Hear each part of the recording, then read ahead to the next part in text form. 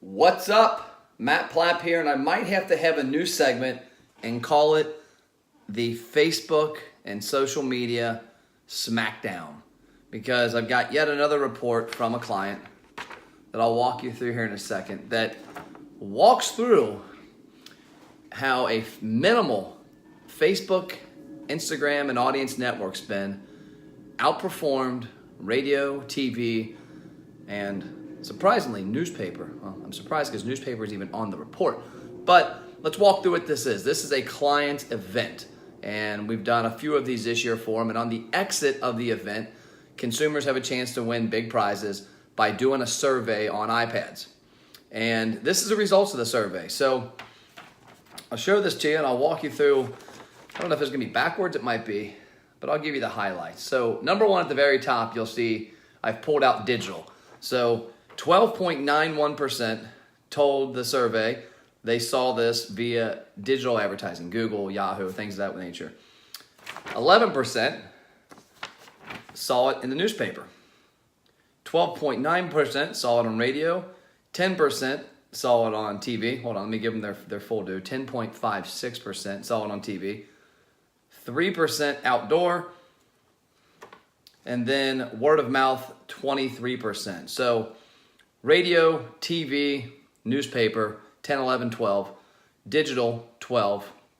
Social media, see if you can see that number really big. It might be backwards, probably is. But it says 26.29%. The reason that's important is that we spent $2,500 to get that 26.29. The other mediums had, I want to say, right around 40 grand. So 40,000 for what added up completely to what 2,500 got. So the reason that's important is that advertisers are still stuck in the 1980s and 90s. A lot of businesses are. A lot of people haven't realized that you can reach people a lot differently in social media than you can in radio. Yeah, radio, you can grab an audience that is 35 to 54 and likes XYZ, and you can do some generic demographics. But why not take that exact message and grab people in certain zip codes that are an exact age, that follow certain brands, that have visited your website, that have watched videos, that have engaged in past content you've put out? There's 120,000 metrics in a social media profile. Why aren't you using them? Why are you using the few that you get in radio and TV? So that's what I want you to ask yourself. And if you need any more proof than this, just use this cool resource called Google. I had somebody yesterday ask me a question about something. I said, where would I find that if I was you? I'd Google it. You'll have 100 resources pop up. Social media is not going away. People engage in this content. If somebody is watching your commercial on their phone, they're not flipping the station. They're engaging, they're intently watching it.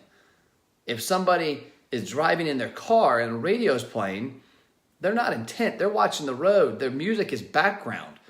Yes, all advertising works, but it's to the point of the effectiveness. Would you rather spend 40 grand and get 30% of the people in, or spend 25 grand, 2,500, and get 27% of the people in? So imagine if we flip-flop that. And that's my goal next year, is to show this client, hey, let's turn the tables. Let's split it and go 50-50. Let's see what 20 grand on social and 20 grand on your mass media does. Let me show you how we can make that 75% of who came to the show, 80% from social media, how we can drive attendance up. And it's no wonder this show's attendance was higher than the past 3 years. We had the biggest social media push we've ever had. We did more stuff than we had ever done. And that was with $2,500. So get out there, find somebody that can help your brand get more engaged in social. Get your staff trained on how to use social media tools better. And if you want advice, I will talk to you and give you whatever I know. I'm an open book. I love helping businesses and entrepreneurs become better at what they should be doing, instead of giving them advice on how to buy radio, which they shouldn't be doing. I'm Matt Plapp, one of the ROI experts at Driven Media. I'll see you around.